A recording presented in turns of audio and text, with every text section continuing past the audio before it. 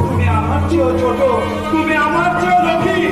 জানালে তুমি শুধু আমার চোখটাই দেখছো, মুখটাই দেখছো, কিন্তু ওই মুখটা দেখতে পাওনি কেন? হ্যাঁ, মুখটা যে বুকের মাঝ দিয়ে ঢেকে রাখা হৃদয়ের মাঝখানে চুপি চুপি জন্ম নিয়েছে একটা অসহায় ব্যক্তিত্ব। প্রথমে আমি বুঝতে পারিনি শান্তি দেবী, পূর্ণকে ভেবেছিলাম সুখের মসজিদে গাঁথা স্বাচ্ছন্দ্যের চোখ, সে আমার জীবন করার হাতিয়ার।